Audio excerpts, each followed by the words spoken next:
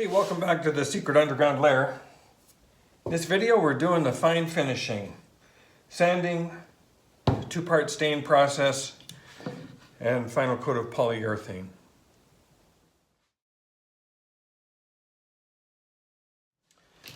So I have done some fine sanding on the edges to make sure we have a nice even fit on our Julia table.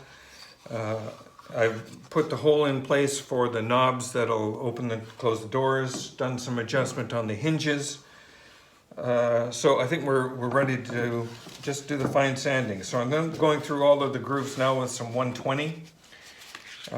Some well-used 120, so it's probably more like 150. And yeah, lots of sanding.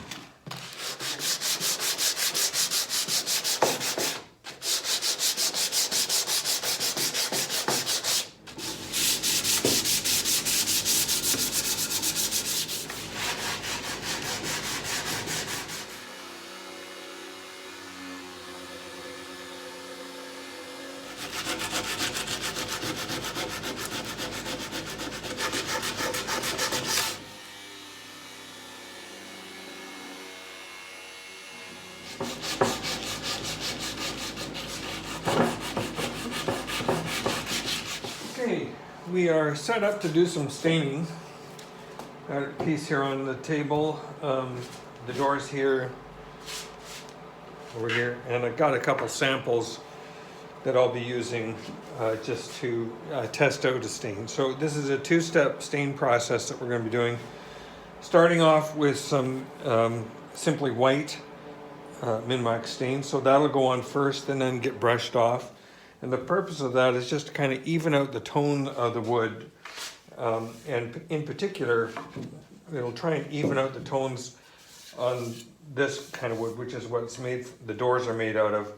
So it'll kind of get these two different species of wood a little bit closer in line. And then we're thinking at this point that we'll use some chestnut stain. This is a gel coat chestnut that we'll put on afterwards. And that'll kind of give it a richer brown. But again, it should be much more even having both pieces started with the Simply White. So let me get started with that. I'm going to do Simply White on everything. Then we'll put some chestnut on these sample pieces and see what it looks like. So the application of the Simply White is going to be, I'm going to brush it on and then use a rag and wipe it off. Not quite immediately, but pretty close to immediately.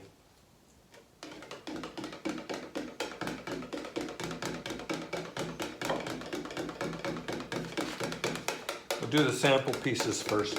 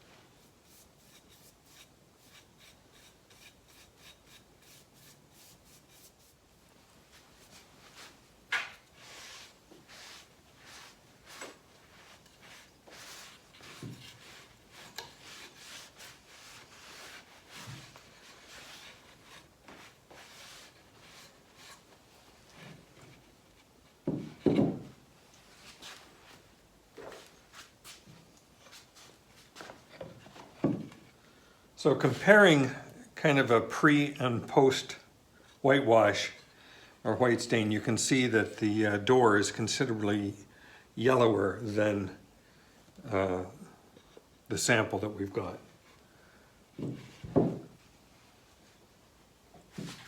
So that's the intent. That's exactly the intent. We want to get it a little closer together. It's not going to be not perfect, but it'll be a little closer.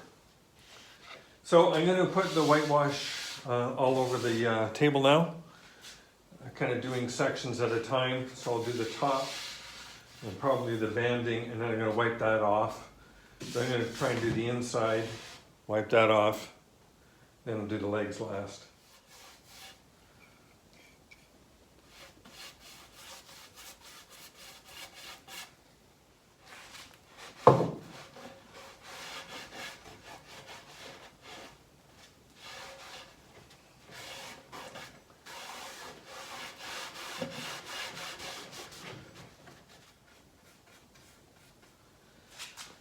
All right, going to try and get inside the cabinet here, so I'll come back when I have the inside done.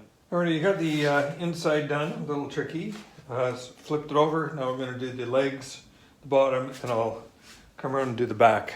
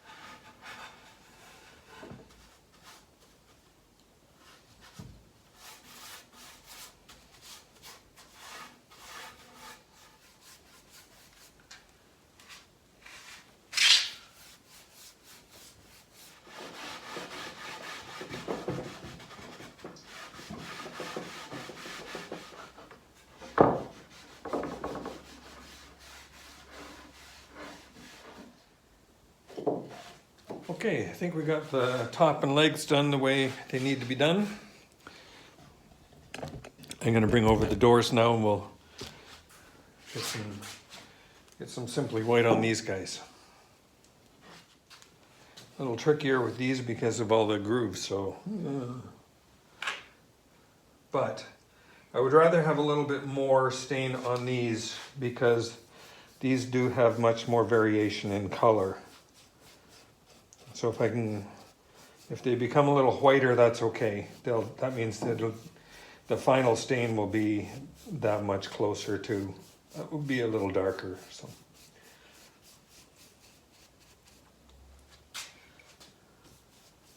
Will it be darker? No. What it will be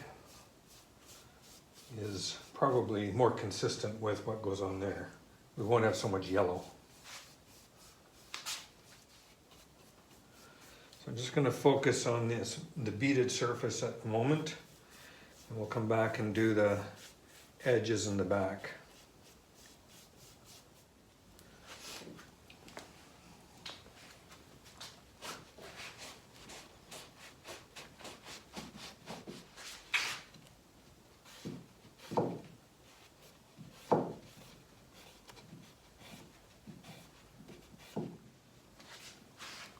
There's some Simply White on that. It certainly tones down the yellow.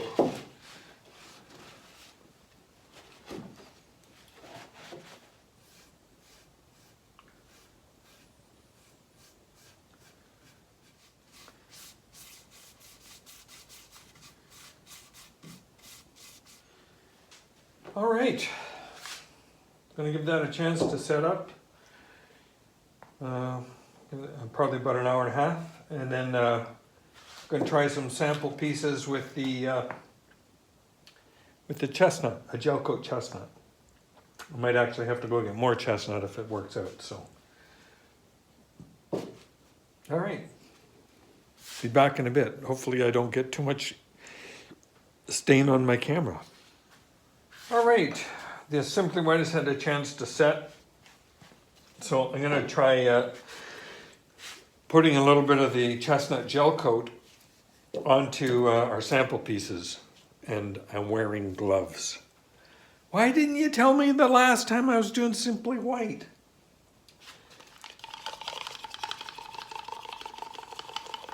I just have a little bit of chestnut in this can, but I just went out and got a new can, so it'll be good for the whole table, should this be what we're looking for. The gel coat I tend to put on a little differently. I don't use a brush at all, but I'll just use my little stir stick once this has been stirred up enough, and just put little daubs of stain on the piece, and then use a rag and wipe it in.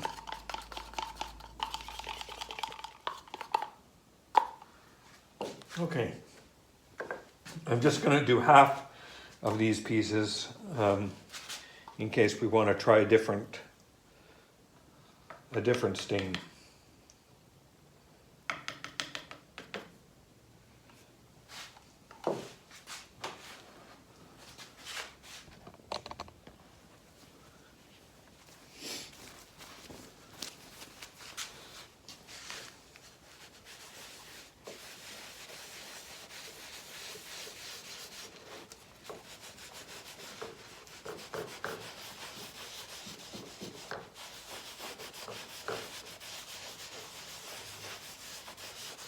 And put on a little bit heavier than that.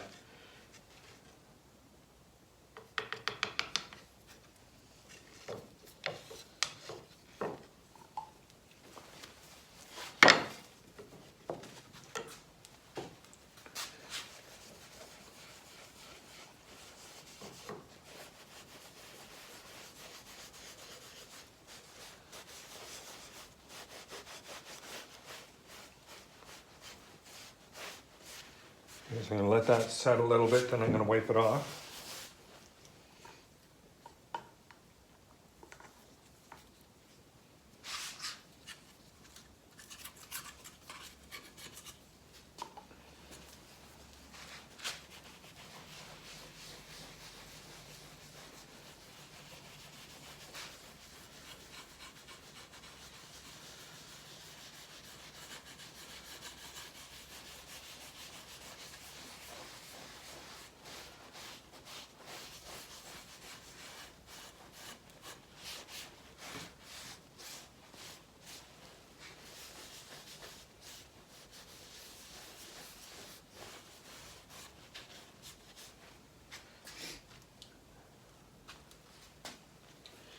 Going to let that set about 2 or 3 minutes before I wipe that off.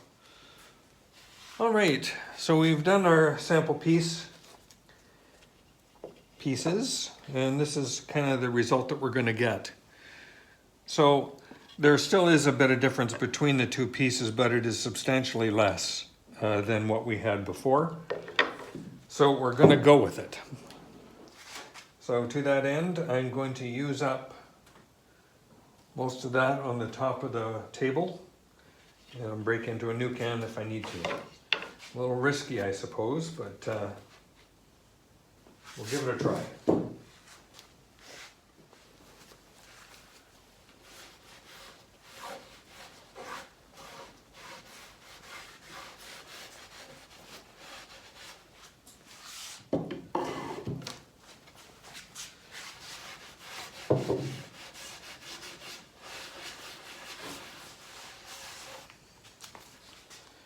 I'm going to wind up just putting some directly on the rag.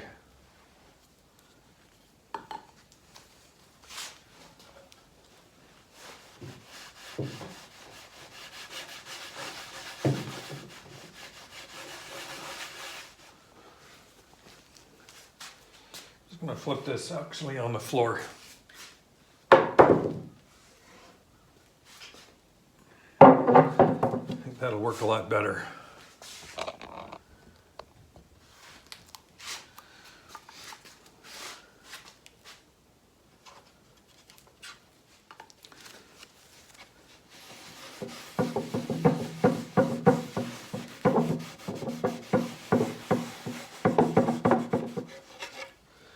So part of what I'm wrestling with right here is all of this, what I refer to as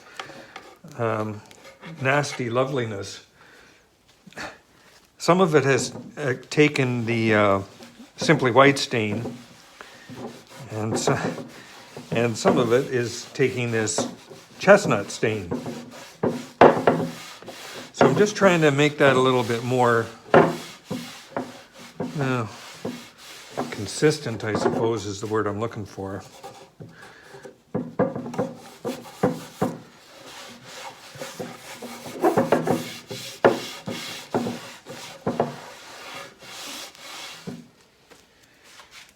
And then I also want to try and make sure I get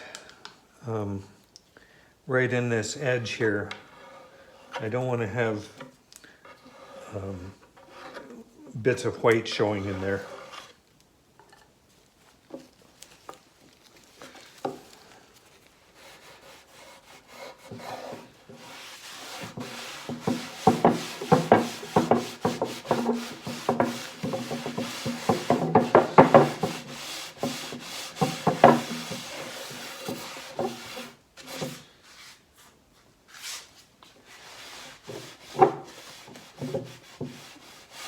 All right, we shall call that the top done.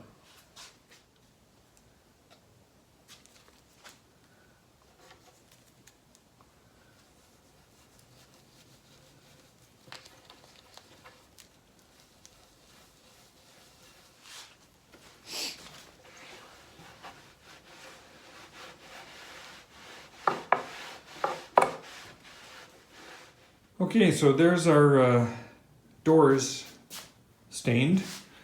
A little bit tricky and kind of improvising some tools along the way. So started by using this black sponge here and get the stain into the piece. Of course, it really goes into every bead valley. So we did that first. Then I used the cloth just to kind of rub it around a little bit. Didn't have to do that very much. But getting it out of the valleys, like wiping it out of the valleys, was a little bit of a trick. But what I wound up doing was I had a cast off here, a little very thin piece of wood. And I just wrapped that in this cloth. And then using this within the cloth, just wiping back and forth in every valley, evened out the stain. So I'm hoping that that's going to work. We had a little triangular makeup sponge that we're going to try, but that didn't seem to do very well. However, I think we've got enough done for what we're looking for. So I'm going to let the stain set overnight, and tomorrow we'll put on the urethane, give it a light sand, and then a second coat of urethane. And we'll call that a day. No, actually, we'll call it a Julia table. All right, we are on to the final stage of this little Julia table, where we'll be applying some polyurethane. I'm using this bare polyurethane. I have found this to be a nice little product. Not endorsed, I'm not being paid anything by Home Depot, obviously, but it just seems to be a good product. And it's water cleanup, so that's kind of nice too. So give this a stir and then start applying it. I like to work on do the first coat on the underside, then flip it over and do the top. Just my preference for doing it. We're going to apply 2 coats to this, and there'll be a light sand in between the two. That light sand will be done with 220 grit.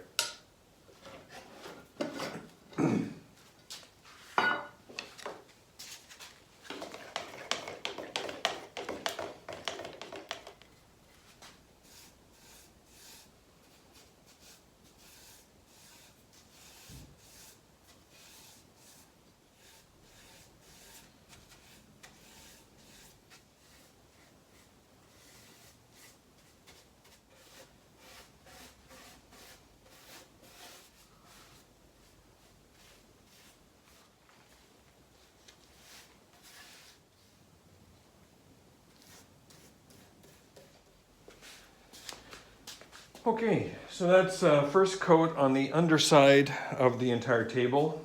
I'm going to give that a chance for that to set up and dry. I'll give it about an hour.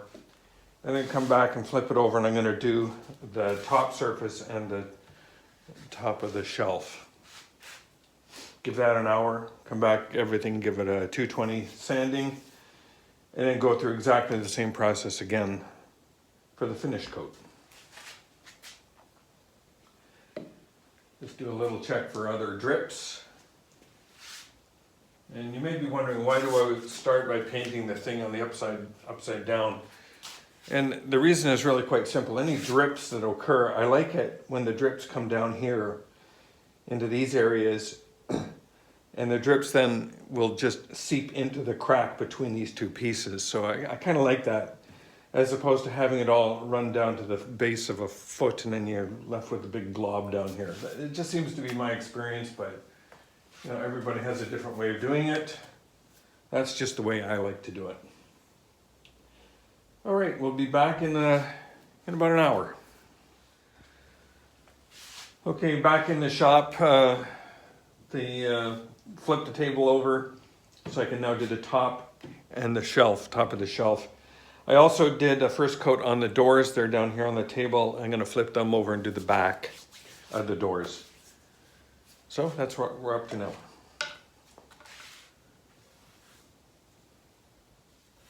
I tend to put this initial layer on a little thick, just so that it will lay down, it'll flow nicely, and especially into all these little, this lovely nastiness that I talk about. It doesn't fill those holes, but it just makes sure they're coated reasonably well.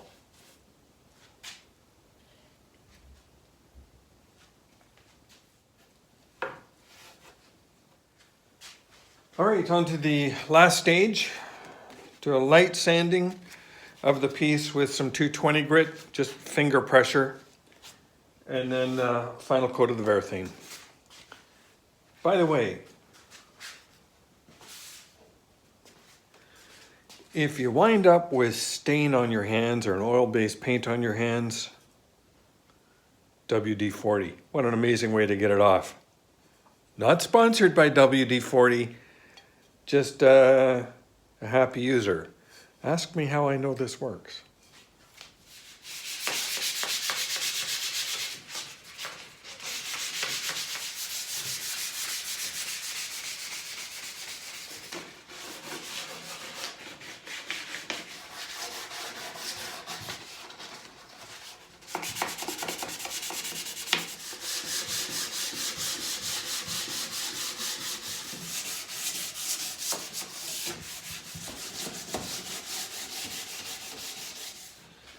All right, we are sanded off. I'm going to use my compressor and blow that off. And then we're ready to give it another coat of urethane.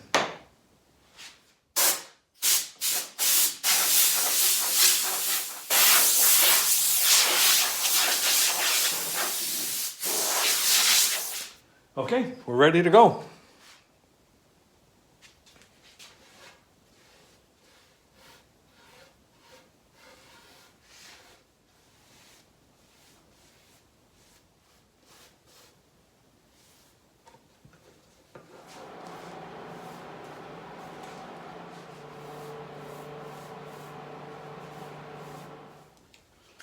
Okay, I believe we are done.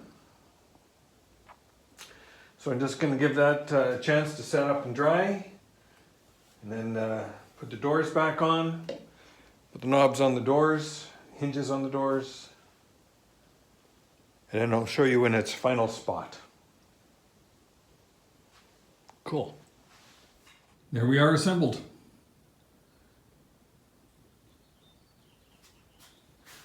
So I'll take it in now. We'll set it up in its resting place, final home, and see how it looks there. And there's our table, all in its final home. So thank you very much, everyone, for sticking around for this 7-part journey, plus a couple parts of machinery in there. But I'm very happy with the result. And finally, I have a place to put my marbles. Thanks for watching, everyone. Please like and subscribe.